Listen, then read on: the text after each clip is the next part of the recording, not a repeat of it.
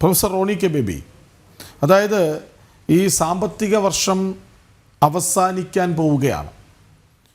ബജറ്റിൽ മാറ്റിവെച്ച പകുതി പദ്ധതികൾ പോലും ഇനിയും നടപ്പിലായിട്ടില്ല. അതിന് കൃത്യമായ കണക്കുകളുണ്ട്. ആകെ പദ്ധതി വിഹിതവും ചെലവാക്കിയതും നോക്കിയാൽ 57% ഇനിയും നടപ്പാക്കിയിട്ടില്ല.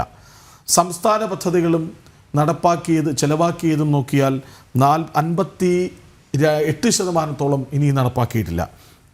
തദ്ദേശ പദ്ധതികൾ നോക്കിയാൽ 55% നടപ്പാക്കിയിട്ടില്ല. കേന്ദ്രാവിഷ്കൃത പദ്ധതികൾ നേരത്തെ ഞാൻ കണക്ക് പറഞ്ഞതാണ്, 57% നടപ്പാക്കിയിട്ടില്ല. അപ്പോൾ ഈ പദ്ധതികൾ പ്രഖ്യാപിക്കുകയും അതിന് തുക വകയിരുത്തുകയും അത് കിട്ടുകയും ഒക്കെ ചെയ്താൽ പോലും പദ്ധതി നടപ്പാക്കൽ നടക്കുന്നില്ലെങ്കിൽ പിന്നെ എന്തിനാണ് ഒരു ബജറ്റ് എന്ന ചോദ്യമില്ലേ?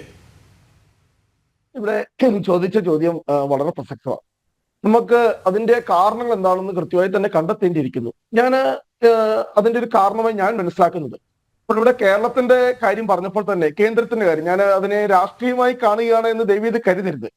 കേന്ദ്രത്തിന്റെ പോലും കഴിഞ്ഞ വർഷത്തെ ബജറ്റിൽ മാറ്റിവെച്ച 11.1 ലക്ഷം കോടിയില് 40% മാത്രം സ്പെൻഡ് ചെയ്തിട്ടുള്ളൂ എന്നാണ് ഏറ്റവും പുതിയതായിട്ട് വരുന്ന കണക്കുകൾ. 60% ഇനിയും സ്പെൻഡ് ചെയ്യാൻ കിടക്കുക. ഇനി 2 മാസം കൂടെ ഉള്ളൂ, ഫെബ്രുവരി മാർച്ച് 2 മാസത്തേക്ക് ഇനിയും കിടക്കുക 60%. അപ്പോൾ കേന്ദ്രത്തിലും കേരളത്തിലും എല്ലാം ഇത് എന്ന് പറയുന്നത് ഞാൻ മനസ്സിലാക്കുന്നത് എന്തുകൊണ്ടാണ് ഇത് ചെലവാക്കാതെ ഇങ്ങനെ മാറ്റിവെച്ചിരിക്കുന്നത് എന്ന് ചോദിക്കാൻ കാരണം ഈ വരവും ചെലവും തമ്മിലുള്ള അന്തരം എങ്ങനെ കുറയ്ക്കാം എന്ന് ഇവരെല്ലാം ഗവേഷണം നടത്തിക്കൊണ്ടിരിക്കാൻ തോന്നുന്നു. കാരണം ഇവരെല്ലാം നേരിടുന്ന പ്രശ്നം, അത് കേന്ദ്രമായിക്കോട്ടെ കേരളമായിക്കോട്ടെ, നേരിടുന്ന പ്രശ്നം എന്ന് പറയുന്നത് ഈ പറയുന്ന ബജറ്റ് കമ്മി അത് കൂടിക്കൊണ്ടിരിക്കുകയാണ്. ഇവരുടെ ഒന്നും കൺട്രോളില് അത് പിടിച്ചു നിർത്താനായിട്ട് കഴിയുന്നില്ല. കാരണം നമ്മൾ ഇവിടെ നിയമം പാസ്സാക്കി രാജ്യമാണ്. ഇവിടെ ഈ പറയുന്ന ഫിസ്ക്കൽ റെസ്പോൺസിബിലിറ്റി മാനേജ്മെന്റ് ആക്ട് കൊണ്ടുവന്നത് 2003 അന്ന് വാജ്പേയി ഗവൺമെന്റ് ആണ്. ഈ ബജറ്റ് കമ്മി 3% കൂടാൻ പാടില്ല. പക്ഷേ ഇന്ന് കേന്ദ്രത്തിന്റെ ആണെങ്കിലും കേരളത്തിന്റെ ആണെങ്കിലും ബജറ്റ് കമ്മി അതിന് മുകളിലാണ്. അപ്പോൾ ഞാൻ മനസ്സിലാക്കുന്നത് ഒരുപക്ഷെ ഈ ബജറ്റ് കമ്മി കുറയ്ക്കാൻ വേണ്ടി ആയിരിക്കാം ഈ പറയുന്ന ഈ ചെലവുകൾ അല്ലെങ്കിൽ ഈ പറയുന്ന പദ്ധതി പ്ലാൻ എക്സ്പെൻഡിച്ചറിൽ ഒക്കെ വന്നിരിക്കുന്ന അത് ചെലവഴിക്കാതെയൊക്കെ പിടിച്ചു നിർത്തിയിരിക്കുന്നത്. അതിലൂടെയെങ്കിലും ഈ ബജറ്റ് കമ്മി കുറയ്ക്കാനുള്ള മാർഗമുണ്ടോ എന്ന് ഇവര് 2 കൂട്ടരും നോക്കുകയാണ് എന്നാണ് ഞാൻ മനസ്സിലാക്കുന്നത്. പിന്നെ ബഹുമാനപ്പെട്ട ശ്രീ ഷാജി പറഞ്ഞ ഒരു കാര്യത്തോട് എനിക്ക് കൂട്ടിച്ചേർക്കാറുണ്ട്. അദ്ദേഹം പറഞ്ഞു UPA സർക്കാർ 10 വർഷം കൊണ്ട് 46,000 കോടിയാണ് നൽകിയത്.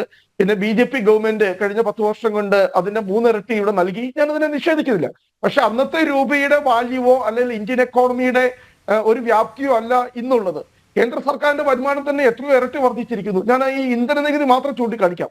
75,000 കോടിയായിരുന്നു ഒരു വർഷത്തില് ഇന്ന് മൻമോഹൻ സിംഗിന്റെ കാലത്തിൽ ഇന്ധന നികുതിയായി നമുക്ക് കിട്ടിയിരുന്നെങ്കിൽ ഇന്ന് ഇന്ധന നികുതി എന്ന് പറയുന്നത് 3 ലക്ഷം കോടിയാണ്. നമ്മളതിനെ ഓർക്കണം, കേന്ദ്ര സർക്കാരിന് വരുന്ന വരുമാനം നമ്മളതിന് അത്ഭുതപ്പെട്ടു പോവുകയാണ്. ഇന്ധന നികുതിയിലൂടെ മാത്രം കേന്ദ്ര സർക്കാരിന് ഒരു വർഷം കിട്ടുന്ന വരുമാനം എന്നത് 3 ലക്ഷം കോടി.